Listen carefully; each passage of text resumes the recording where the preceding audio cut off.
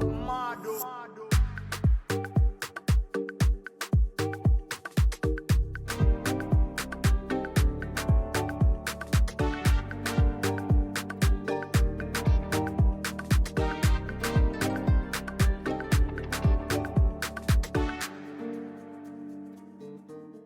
and welcome to today's special episode of Sis Get a Grip. So usually it's just Gifty and I, but today we are featuring a very special guest.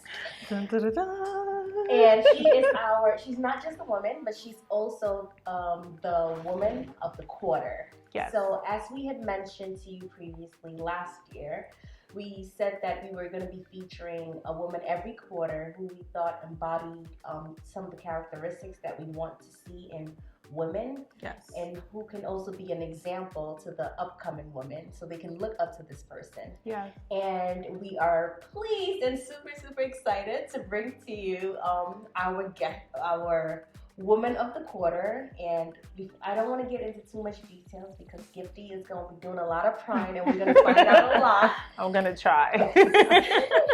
So let's just jump right into it. All right. Hi, Rose. Hello. Are you excited? Yes. Warmed up? All right. So as Stacey said, we're just going to jump right in. And we just want to know just a bit about yourself. So who is Rosemary? Rosemary is a young, ambitious African-American woman. Yes. Black girl, magic, modified. Born and raised in the Bronx. Parents are from West Africa, Ghana. She has her bachelor's in business management and her master's in healthcare administration. Oh, wow. She currently owns and runs an African market in the Bronx. And yeah. Wow. She is Rosemary. Yes, hello. So Stacey and I did something for your past birthday. So Rose's birthday was just a few months ago.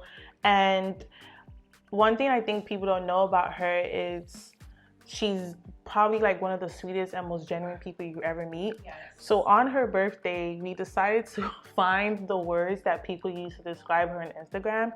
And the most consistent words were genuine, sweet, caring, a real one, and respectful. And I think that just goes to show like who we want to embody the woman of the quarter, because this was not just like one person that described you on your birthday. This was like multiple people, but these were common words that was described by Rosemary on her birthday. So we just also wanted to share that perspective to like, it's not just Stacey and I think this of you, but like more than 10 people think this of you. Yes. And I think like it's so like interesting that you describe yourself in that way, because other people, myself and Stacey included, also look at you from the caring perspective, most genuine person I personally have ever met. So we just want to share that with you. Thank you, Let's guys. not forget beautiful. Yes. Look at this goodness, Like, just she's also serving. like just a fashion gem in general. It is. Like if you go on her page, you want to know what's happening like next in fashion, I'm like,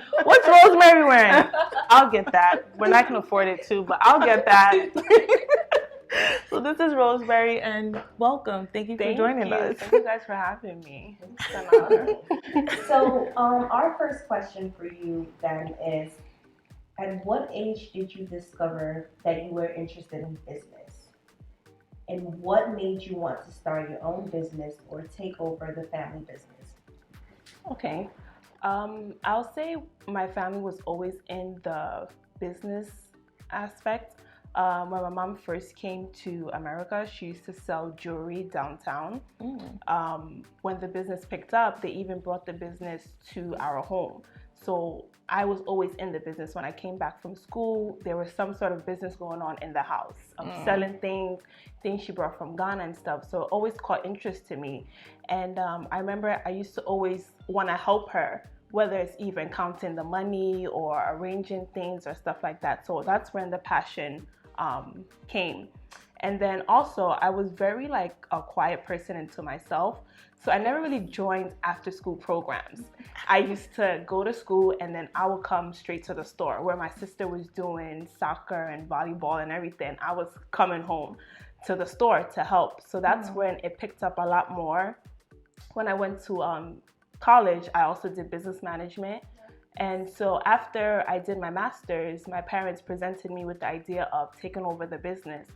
So I thought they thought it was best fit. And I believe a lot of people who know me from younger age knew that I was always business minded. So I think everything just fell into place. Yes. Yeah.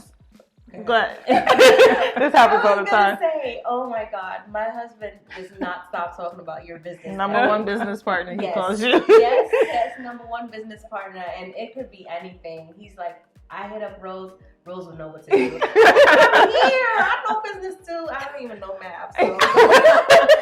And he would always say, like, Rose is my number one business partner. Like, if you need something done, if you need some business strategy, let's get to Rose. Yes, he definitely did teach me a lot. I mean, I think he saw the vision in me. So whenever he had something to sell, he'll give it to me.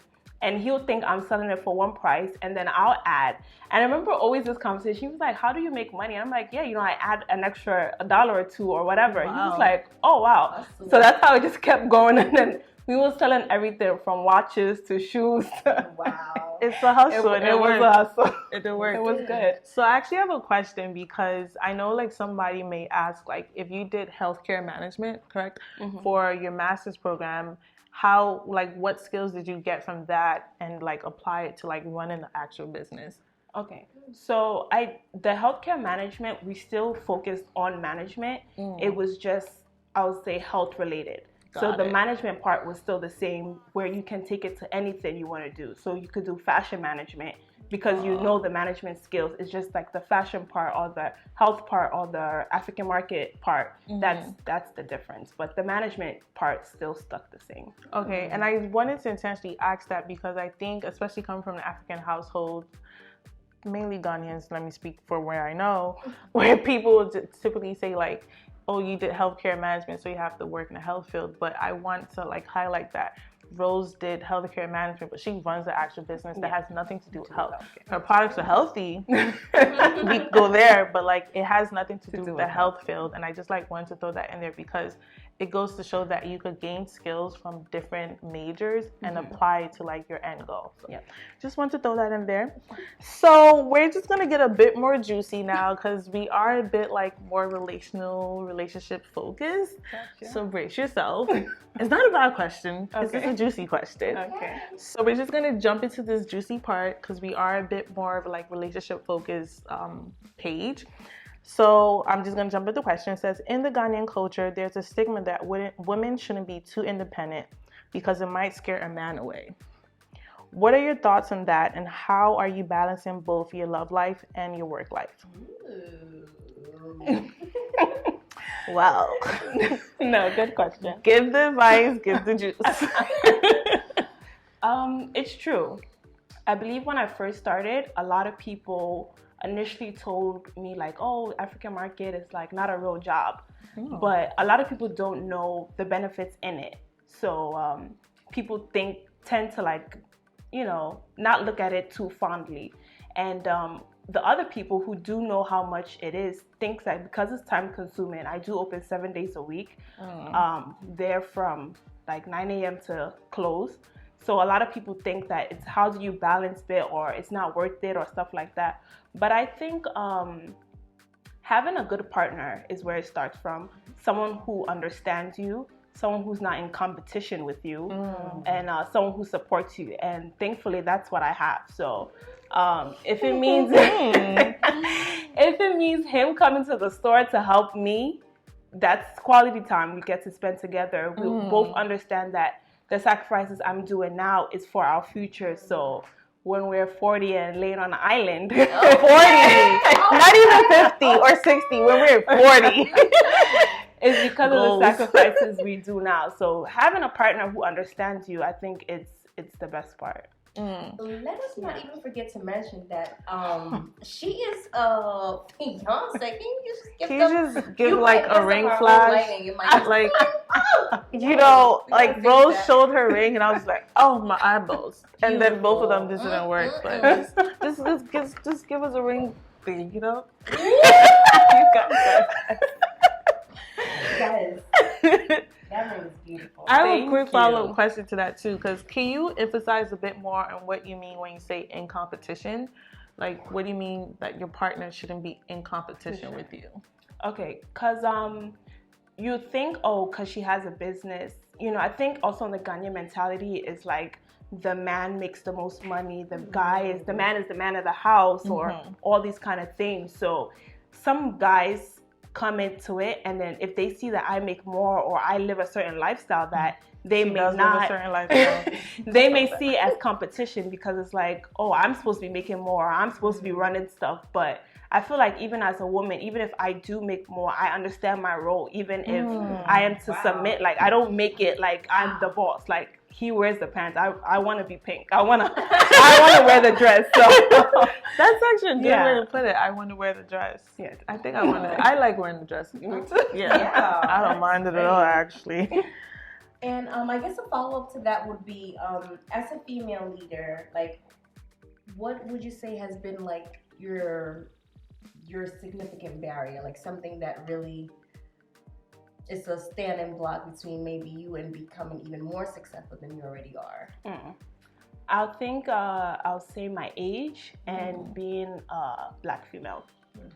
I'll say my age because a lot of people, when you think of African markets or even supermarkets, you always see like our parents or like our grandpas and grandmas there. You never see like a young person in an African market kind of thing. So I think initially when I took over, a lot of people didn't take me seriously. A lot of people thought like I'm just watching the store for my mom, till like they notice that I'm the one signing the checks, I'm the one doing things. So they're like, oh, okay. So when I want to make a business deal, a lot of people think like, oh, you know, she's just a little girl. What does she know? Till like I bring them things that I've learned in school, and I'm teaching you, like, you know, I'm not just talking to talk, like I know what I'm talking about. That's when they start to take me seriously. And then, you know, everything with being a Black female also. But yeah, I think now so much, now that I've shown them what I am and how I go about things, like I get much more respect, to be honest. Yeah, it's been good. I keep throwing things in, but No, good.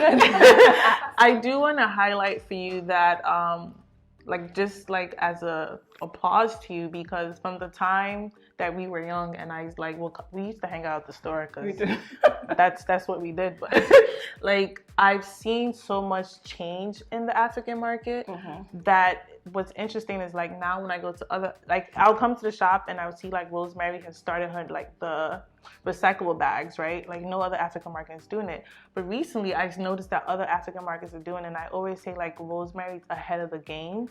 And I just want to applaud that, because like you've seen the gradual change from the time that we were young, where your mom did like run the market, till now where like they didn't take credit cards before. Like I will never forget where a woman was like, this woman was like screaming at your mom like, why don't you take credit cards? And she's like, I don't take credit cards.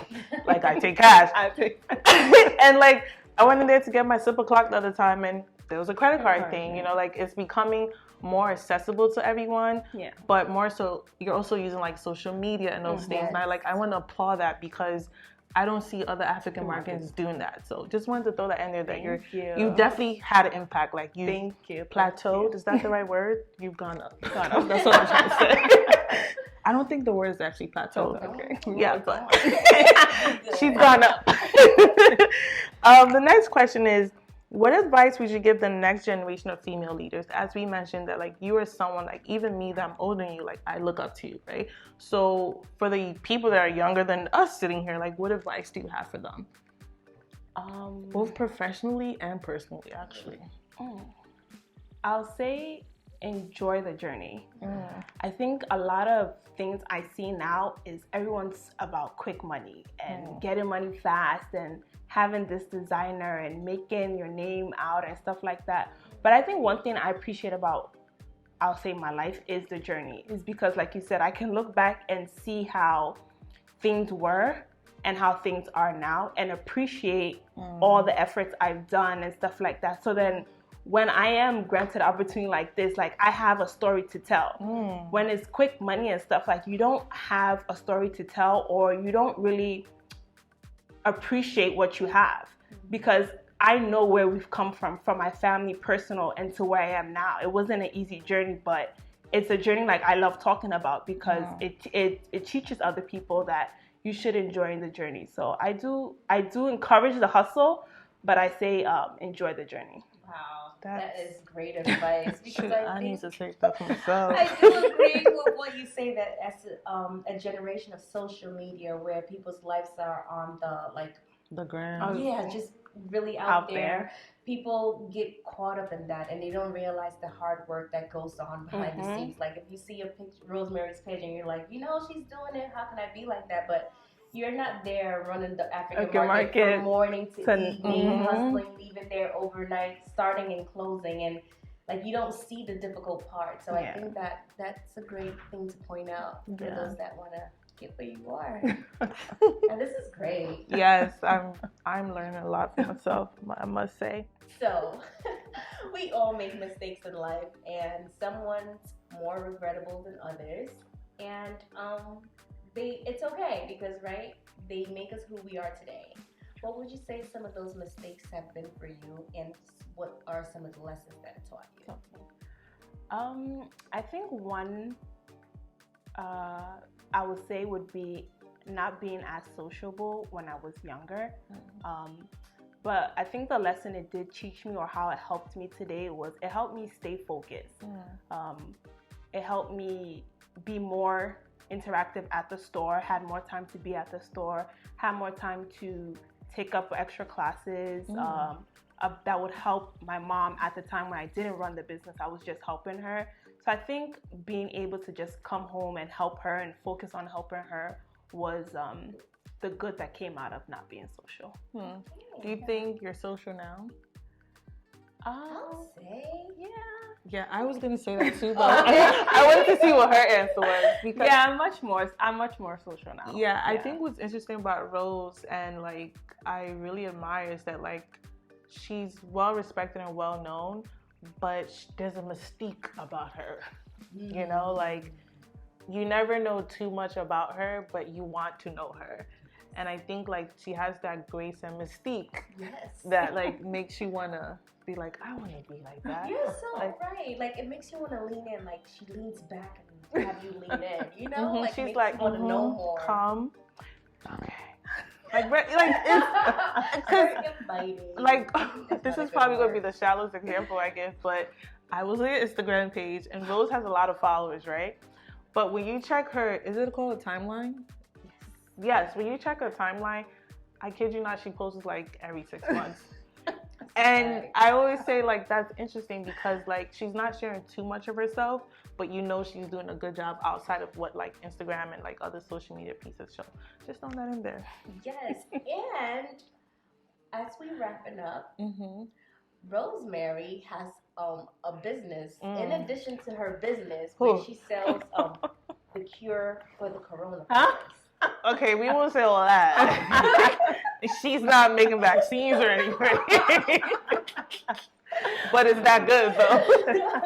It's that good. Yes, but one of the things that you said that really stuck out to me is how you've really brought like a branding aspect to the African markets. Because I live in Jersey, and I was able to place an order, and it was hand delivered to me all the way out there. So like to have those kind of services in place, like gone are the days when if you wanted like Thomas bread, you had to wait like till you make a trip back to the city. Yes, and like we would like count down the days so we could just drive back down, pay the $15 toll, and get our bread. But now we can just have that delivered to us. So that's and she also uses an app service too. Yes, like an app service that helps like deliver, which I introduced it to my mom, and she was just like, oh wow, way a different like it's different. Like that's what she was saying. But she was so like in awe that like she could order her yam and not have to leave the house. Like or order pepper, like the fresh Ghana pepper, and not have to leave. Like she was just like,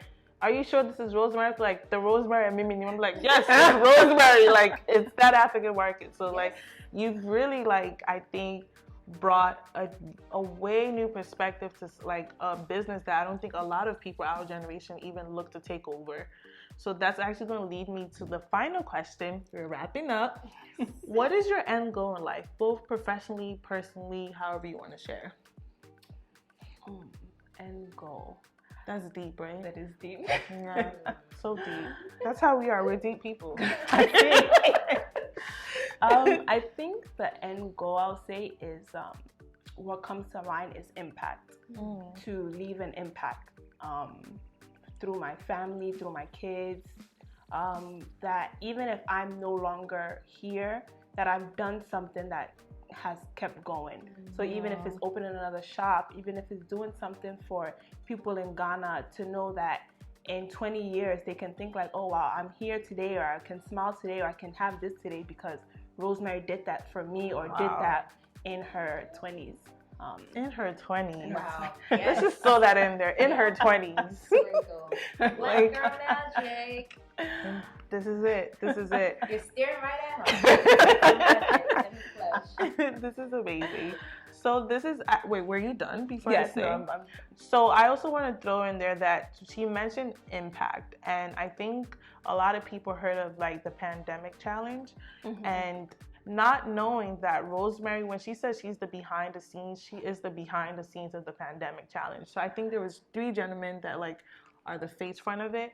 When you see people on the street giving out the mask, giving out the super big bag of elephant rice for Thanksgiving, like that is Rosemary. And like I'm just bringing that up because I think even in your young age, like you are definitely making an impact, because during the pandemic challenge, she made me donate when I was just like, oh, it's COVID, I gotta save my money.